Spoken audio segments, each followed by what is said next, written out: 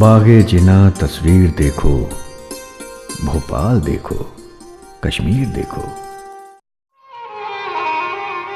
हिंदुस्तान एक अजीम मुल्क है और इसकी अजमत के चर्चे सारी दुनिया में हैं। ये मुल्क कदीम तहजीब व सकाफत के साथ साथ जदीद तरक्कियों के लिए भी जाना जाता है।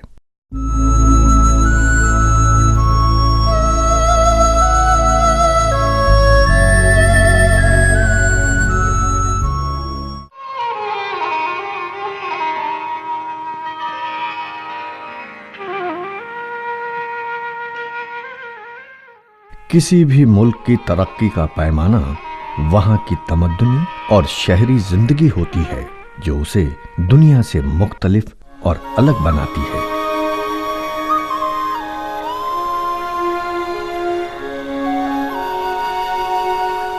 और उस तमद्दुनी जिंदगी का गहवारा होते हैं वो शहर जो अपनी मखसूस तर्ज जिंदगी और सकाफत व तहजीब के लिए जाने जाते हैं।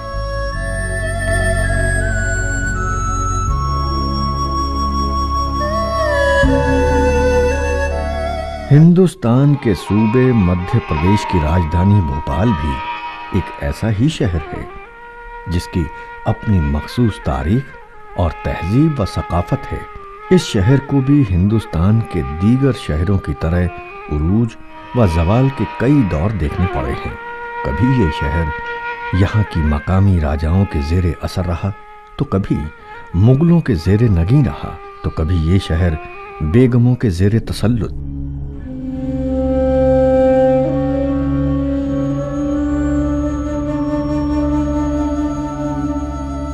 अब आए हो तो यहाँ क्या देखने के लिए? ये शहर कब से वीरान, ये लोग कब के गए।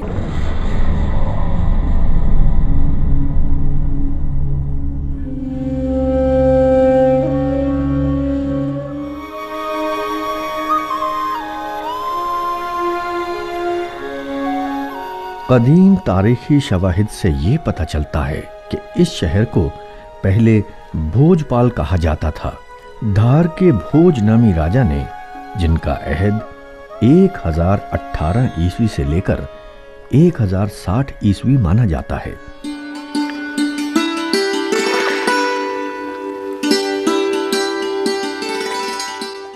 तकरीबन 25 मुरब्बा मील के रकबे में एक तालाब बनवाया था जिसके किनारे एक गांव आबाद था। उसी मुनासबत से उस गांव का नाम भोजपाल हुआ।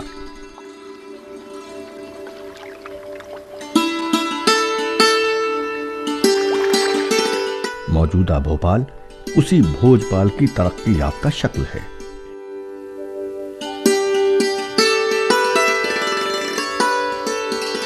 कहावत जो भोपाल में बहुत आम लोगों की ज़बान पे पाई जाती है वो सुनाना चाहूँगा आपको कि तालों में भोपाल ताल, बाकी सब तलैयाँ, और रानी में कमलापति, बाकी सब गधैयाँ। तो ये कहावत जो है भोपाल के तालाब की बात करती है। और दूसरा रानी कमलापति जो गोंड रानी इस इलाके की थी, उसका नाम इस कहावत में आया है। ये रियासत गोंड महारानी कमलापति तक कायम रही। उसके बाद यहाँ एक अफगान सरदार दोस्त मोहम्मद खां का तसल्लुत कायम हो गया जो मुगल फौज में एक कमांडर था। दोस्त मोहम्मद ने अपनी बेगम फतेह बेगम के नाम पर एक किला तामीर कराया जो फतेहगढ़ के नाम से मशहूर हुआ। इसे भोपाल के पहले किला के तौर पर शोहरत व मकबूलियत हासिल हुई। उसने एक शहर भी तामीर कराया जो इस्लाम नगर के नाम से जाना जाता है। 1819 ईस्वी से भोपाल में बेगमात का दौर शुरू हो जाता है। ये दोस्त मोहम्मद खां की चौथी नस्ल से ताल्लुक रखती थीं। कुदसिया बेगम यहाँ की मशहूर व मारूफ बेगम गुजरी हैं।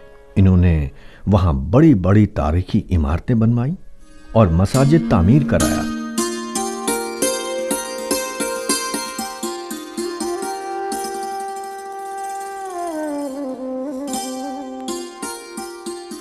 जो मुगल फन्ने तामीर का उम्दा नमूना तस्वुर किया जाता है, बिन खुसूस वहां की जामा मस्जिद अपनी मिसाल आप है। इनकी साहबजादी सिकंदर बेगम ने खूबसूरत मोती मस्जिद तामीर कराई।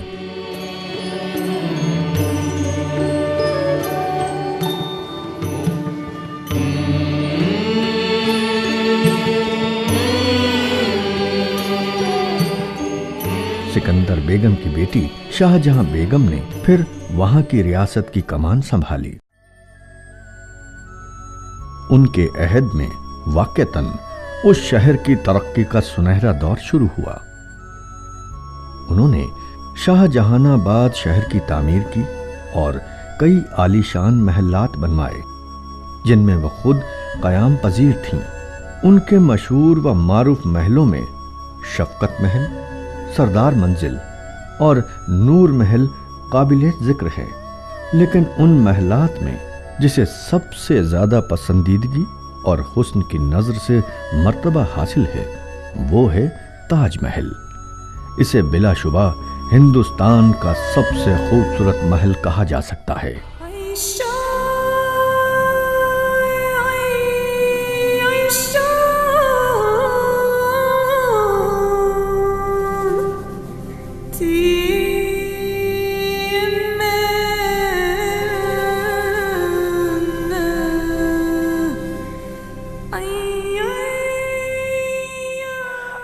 ताजमहल में इस पूरे एरिया को जो है शीश महल कहते हैं। शाहजहां बेगम के ज़माने में जो शाम की महफिलें हुआ करती थी वो यहाँ पे सजा करती थी। उसके अलावा कई इम्पोर्टेंट मीटिंग्स जो वो करा करती थी वो इसी सहन में होती थी। और इस पूरे सहन में उन्होंने कई इम्पोर्टेंट काम किए। इस पूरे सहन में नहीं, 60 एकड़ के पूरे महल में उन्होंने बहुत ज़्यादा काम किए। और सबसे इम्पॉर्टेंट चीज़ जो मेरे हिसाब से इस महल में हुई वो ये हुई कि अलीगढ़ मुस्लिम यूनिवर्सिटी को बनाने के लिए जो चंदा गया सबसे पहले वो भोपाल से गया। और इसी हॉल में सर सैयद अहमद ख़ान को उन्होंने जो है एक टर्कोइज़ महंगा टर्कोइज़ भेंट किया और कहा कि आप जाइए और इससे बिस्मिल्लाह करके काम शुरू कीजिए यूनिवर्सिटी का। और सर सैयद ने ऐसा ही किया। तो एक बड़ी इम्पॉर्टेंट चीज़ ये है। दूसरी ये कि यहाँ कई सारे वाइसरॉयज़ आए हैं। क्वीन विक्टोरिया के बेटे इसी हॉल में बैठ के मिल के शाहजहां बेगम से तोहफे एक्सचेंज करके चले गए।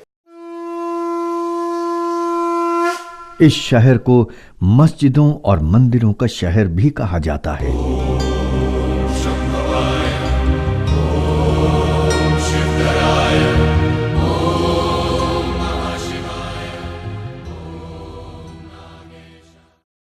ये मंदिर जो करीब लगभग 200 वर्ष पुराना है।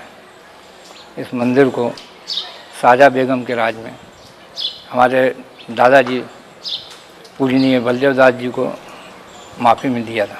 शाहजहां बेगम उस समय से यहाँ आती रहती थी इस मंदिर में। उससे हमारे दादाजी परदादाजी जो थे उनको देखकर मतलब वो प्रसन्न हुई और उन्होंने ये भूमि उनको माफ़ी में प्रदान की। और भोपाल स्टेट के अंदर लगभग 7-8 मंदिर मतलब प्राचीन है, उसी समय के हैं।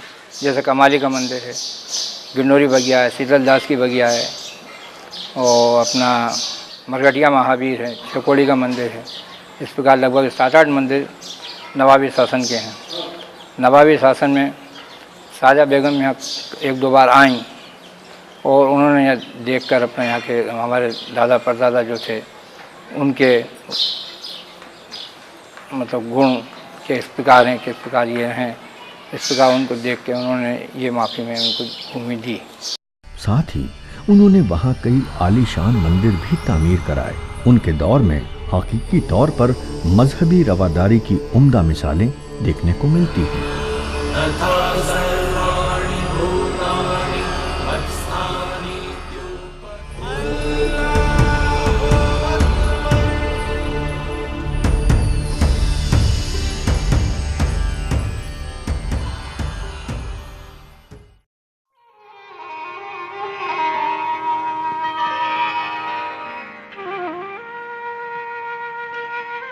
इस शहर में एशिया की सबसे बड़ी मस्जिद ताजुल मसाजिद आबाद है।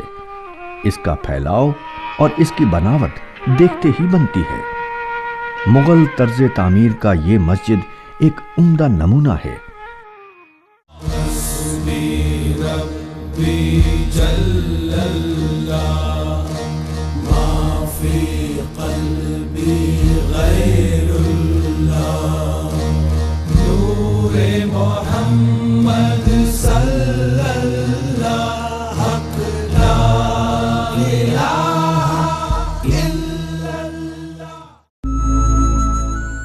इसी शहर में एक ऐसी मस्जिद भी है जिसे एशिया की सबसे छोटी मस्जिद कहलाने का फख्र हासिल है, और उस मस्जिद का नाम है 2.5 सीढ़ी की मस्जिद।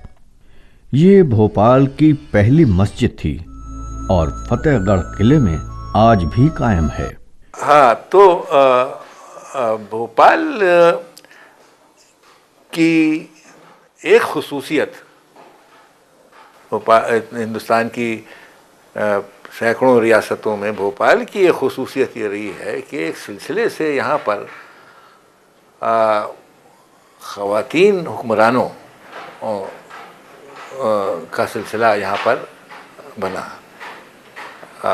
कुत्सिया बेगम और सिकंदर बेगम, शाहजहाँ बेगम, सुल्तान जहाँ बेगम, ये सब एक सिलसिले से उन्होंने एक रियासत के ऊपर हुक्मरानी की। और ये एक इम्तियाज़ मेरे ख़्याल से, मुझे तो नहीं, मेरे इल्म में नहीं है कि किसी दूसरी रियासत को हासिल हो कि जहाँ पर एक सिलसिले से सिलसिलेवार ख़वातीन हुक्मरानों का दौर रहा हो।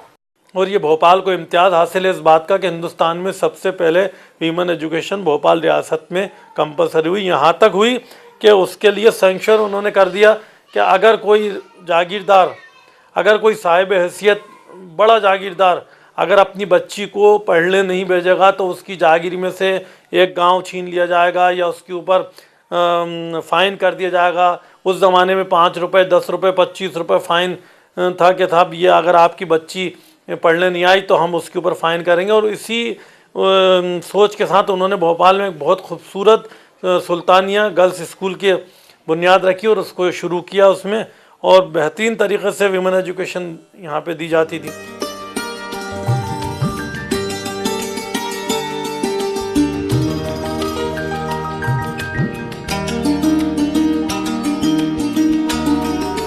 इस शहर को झीलों और तालाबों का शहर भी कहा जाता है। आज भी यहाँ कई बड़ी बड़ी झीलें हैं जो यहाँ की खूबसूरती और हुस्न में 4 चांद लगा रही हैं। कुछ झीलें तो ऐसी हैं जो कुदरती तौर पर वजूद में आई हैं, और कुछ झीलें ऐसी हैं जिसे बदलते वक्त के साथ इंसानों ने खुद तामीर किया है।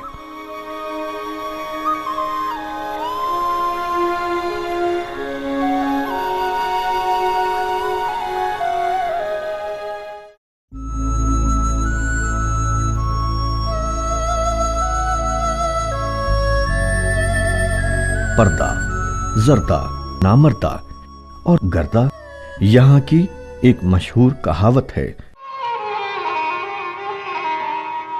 जो जिंदगी के मुख्तलिफ पहलुओं को जाहिर करती है। पर्दा, जिसका मतलब ये है कि यहाँ की ख़वातीन बापर्दा रहती हैं।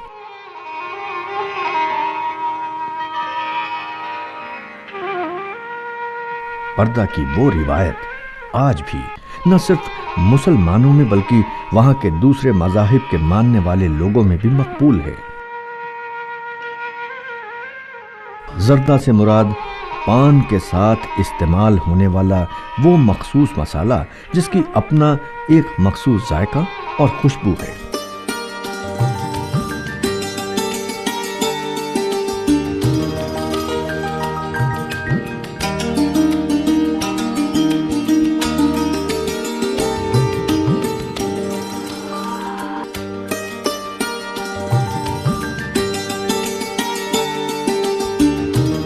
यहाँ का गुटखा बहुत ही मशहूर है और यहाँ पान खाने की रिवायत काफी कदीम और आज भी मकबूल है। गर्दा से मुराद वो गर्द है जो यूनियन कार्बाइड में हुए हादसे की वजह से उसकी गैस आज भी वहां के आसमान को आलूदा किए हुए है। कि यूनियन कार्बाइड से मिली हुई एक बस्ती छावनी कहलाती है, मौजूद है। वहाँ पर मुशायरा हो रहा था और उस मुशायरे में बहुत से शायर मौजूद थे, लेकिन एक नामवर शायर का नाम लेना ज़रूरी है, क्या भोपाली भी मौजूद थे। तो 12 बजे जब वो गैस रिलीज वहाँ से हवा के ज़रिए कुछ आई तो मुशायरा फिर बिखर गया और लोग उठ के रवाना हुए, वहाँ से भागे। उनमें से बहुत से लोग मुतासर हुए थे और बेशतर लोग मर गए, बहुत कुछ। ये एक ज़बरदस्त शहीदी थी।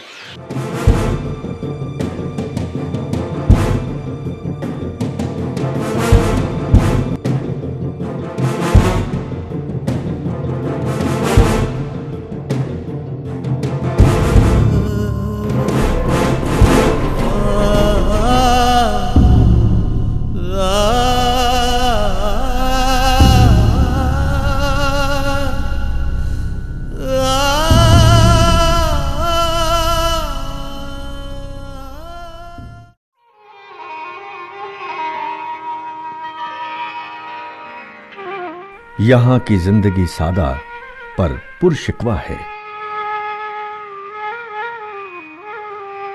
यहां के लिबास भी अपने मखसूस तर्ज के लिए जाने जाते हैं।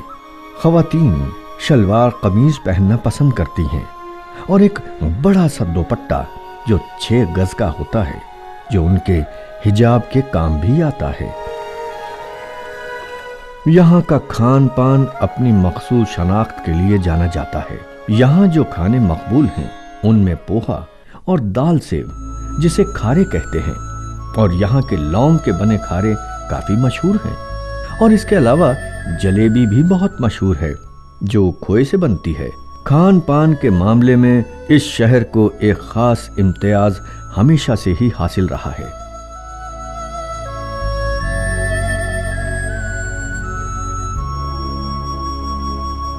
यहाँ के मुगलई खाने सारी दुनिया में मशहूर हैं। यहाँ की मिठाइयाँ और पकवान की खास लज्जत व शोहरत है। हमारे यहाँ रोटी पे आते हैं तो रोटी जो है हमारे यहाँ एक रुमाली रोटी होती है और एक दोहरी रोटी होती है जिसमें तेल लगाते हैं और चिपक जाती है, वो दोहरी रोटी कहलाती है। और फिर हमारे यहाँ कौरमा है, बिरयान है। बिरयान मतलब बिरयानी का ही एक दूसरा नाम है। और फिर हमारे यहाँ मीठे में मुज़ाफ़िर है और ज़र्दा है, वो चावल होते हैं ऑरेंज कलर के।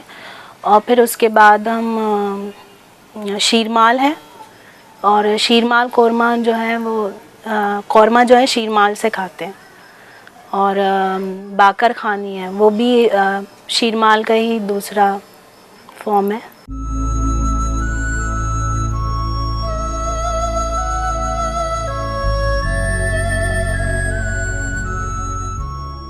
यहाँ मखसूस तर्ज के सामान भी बाजारों की जीनत बख्शते हैं। जैसे यहाँ की ख़वातीन के लिए बनाए जाने वाले पर्स पर मोती का काम देखते ही बनता है। ये शहर उर्दू ज़बान व अदब का हमेशा से ही एक अहम मरकज़ रहा है। यहाँ के हुक्मरान उर्दू ज़बान व अदब के दिलदादा रहे हैं और उनकी कोशिशों से इस ज़बान को यहाँ खासा फ़रोग़ हासिल हुआ है। रियासत के बानी दोस्त मोहम्मद खां की आमद से कब्ल यहाँ आम तौर पर खड़ी बोली बोली जाती थी, लेकिन जब भोपाल बाज़ाब्ता एक रियासत की शक्ल में सामने आया तो यहाँ जिस ज़बान को फ़रोग़ हासिल हुआ वो उर्दू थी। एक तो ये ज़बानें जो लखनऊ, दिल्ली और हैदराबाद वगैरह की 3 अहम मराकज़, वहाँ से लोग आए। फिर मकामी जो यहाँ पे लबो लहजा था, गोंडी जो ज़बान बोली जाती थी, बुंदेलखंडी थी और मालवी थी, ये यहाँ के मकामी लोग जो बोलते थे। तो इन सब के इम्तिज़ाज से एक बड़ी खूबसूरत सा लहजा पैदा हुआ जिसे भोपाली लबो लहजा कहते हैं। इसमें कुछ दबा के जैसे अल्फाज को बोला जाता है, पैसे को पैसे, इस किस्म से। तो ये तो इब्तिदा इस तरह से हुई भोपाली लबो लहजे की। खान का यहाँ पे हर एक हर शख्स एक दूसरे को खान कह के, अरे खां कह के मुखातिब करता है। तो ये जाहिर है कि इसकी वजह यही नज़र आती है कि चूँकि पठानों की रियासत थी, यानी मैंने यहाँ तक देखा है कि गैर मुस्लिम बाप अपने बेटे को अरे खां सतीश कह के मुखातिब कर रहा है। उस लिहाज से मुझे भोपाल बिल्कुल ऐसा लगता है जैसे खुदा ने मेरा दूसरा जन्म दिया है। और मैं जो अलीगढ़ यूनिवर्सिटी में पढ़ता भी था, पढ़ाता भी था, वो लगता था मुझे कि किसी मैं दूसरे मुल्क में उर्दू पढ़ रहा हूँ। यहाँ के हुक्मरां हमेशा से अदब नवाज और अदब दोस्त रहे हैं। यही वजह है कि दूर दराज इलाकों से शौराए कराम को इस शहर में आने की दावत दी जाती थी, और उनमें बहुत से ऐसे थे जिन्होंने हमेशा के लिए इस शहर को अपना मस्कन बना लिया था। अदब के अलावा उर्दू सहाफ़त ने भी इर्तक़ा की मनाजिल तय किए हैं। भोपाल में उर्दू अखबारात ने जंग आज़ादी से लेकर मुल्क के अहम मसले पर ख़ास किरदार अदा किया। 1871 में भोपाल का पहला उर्दू अखबार उम्दतुल अखबार जारी हुआ। इसके बाद मुतादिद रसायल शाया हुए। आज भी यहाँ से कई उर्दू अखबारात बड़ी कामयाबी के साथ शाया हो रहे हैं।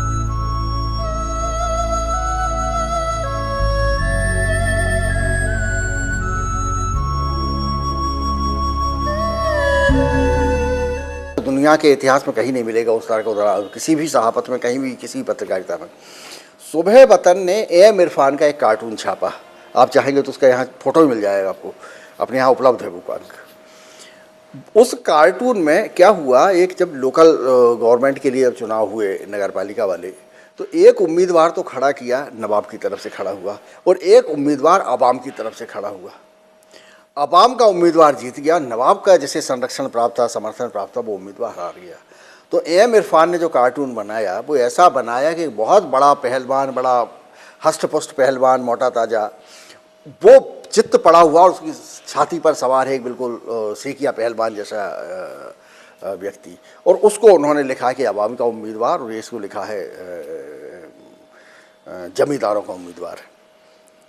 इस कार्टून के कारण उसका, चूँकि इस समय माहौल बहुत अजीब तरह का हो गया था, एक तरफ पूरी पब्लिक मतलब मेजॉरिटी और एक तरफ नवाब। इसका असर ये हुआ कि उस कार्टून को बनाने वाले, अखबार को संपादन करने वाले, अखबार को छापने वाले, अखबार को बेचने वाले, सब लोगों को नवाब ने उठा के जेल में कर दिया। जब ये जरिया रही तो इस पत्रकारिता ने कभी ये नहीं देखा कि वो मुसलमान आवाम की बात कर रही है कि हिंदू आवाम की बात कर रही है। वो ये चाहती थी कि जो नवाबी हुकूमत है वो जनता के हित में काम करे, और जनता के हित से वो इस बात को भी जोड़ती थी कि भोपाल की जनता के हित में काम करे। उर्दू में शान ये है कि जो लफ्ज़ भी बोला जाए, यहाँ तक कि अंग्रेज़ी, मेरी कोई तमाम किताबें देख लीजिए, सारे लफ्ज़ मैंने आपके अंग्रेज़ी के, मैंने मुराद उर्दू ने सब छीन लिए। अब वो उर्दू हो गई, बटन, शॉल, ये पैंट, शर्ट, माइक्रोफोन, हर चीज़ अब ये उर्दू हो गई है। और हम उसको इतनी खूबसूरती से बोलते हैं, चेयर, सोफ़ा, ये सब हमने उर्दू को मान लिया, टोटल उर्दू है। जो आदमी इसको उर्दू न कहे और कोई और उर्दू बताए, वो मैं नाराज़ वाराज़ तो बाद में होऊंगा, मैं बताऊंगा कानूनन उर्दू अदब के कानूनन वो झूठ बोल रहा है। उर्दू एक ऐसी ज़बान है, उर्दू और हिंदी, जो संस्कृत की आखिरी शक्ल है। सिर्फ हिंदी जो हिंदी जो शब्द है, ये पर्शियन का शब्द है, उर्दू तुर्की का शब्द है, हमने ये नाम ले लिए हैं। उर्दू के फ़रोग़ के लिए मुख्तलिफ अदबी अंजुमनों, कुतुबखानों और इदारों का क़याम अमल में आया। उर्दू अकादमी भोपाल का क़याम भी इसी मकसद से हुआ, ताकि उर्दू ज़बान और अदब को खातिर ख्वाह फ़रोग़ हासिल हो सके।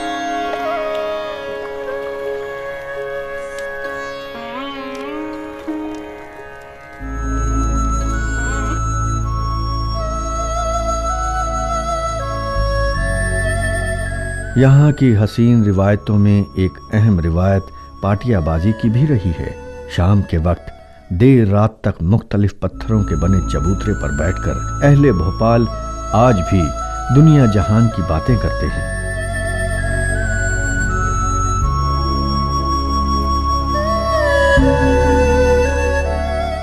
पटियों पर बैठने से कि सारे मसले हल होते थे। सियासत भी होती थी, कल्चर भी होता था, तमाशा भी होता था, चार बेद भी होता था, कभी सम्मेलन के भी प्लानिंग हुआ करते थे, मंसूबे बनते थे। ये सारे के सारे प्रोग्राम, और एक बहुत बड़ी शख्सियत जिसका नाम लेना ज़रूरी है, वो जो हमारे हिंदुस्तान के सदर भी रहे, डॉक्टर शंकर दयाल शर्मा, वो भोपाल की देन थे। वो भी पटियों ही से उनकी सियासत का आगाज़ हुआ। भोपाल की मशहूर रिवायतों में चार बैत की रिवायत की भी अपनी एक ख़ास अहमियत है। आज भी शहर के लोग इसके ख़ास दिलदादा हैं और इस कदीम फ़न को बाकी रखने और फ़रोग़ देने में अपना अहम रोल अदा कर रहे हैं।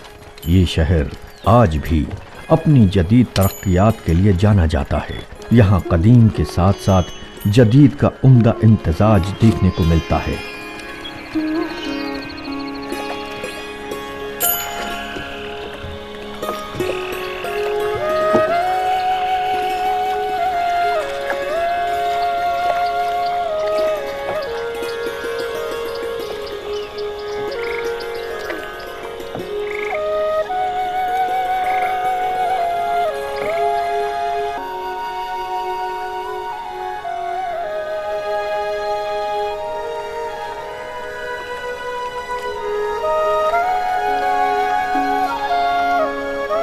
ये शहर हिंदुस्तान के दूसरे जदीद शहरों के बिल्कुल मुकाबिल खड़ा नजर आता है।